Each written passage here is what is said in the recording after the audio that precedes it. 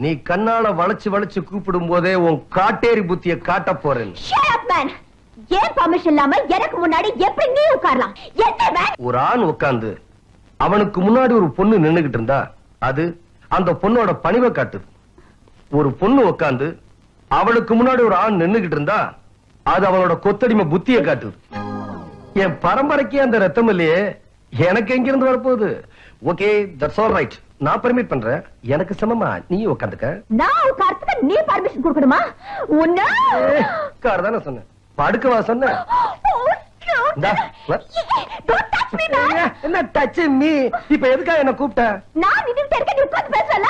Okay, நானும் நிக்கிறேன். உன்னை எதுக்காக கூப்பிட்டேனா? அசுக்கு அந்த பொறுப்பு தாண்டி இங்கே வேகாது. உட்கார்ந்தா 2 பேரும் உட்காருவோம், நின்னா 2 பேரும் நிப்போம், படுத்தா 2 பேரும் படுப்போம். அந்த சமத்துவத்துக்கு இடம் கிடையாதுன்னா ஐ ஆம் கோயிங்.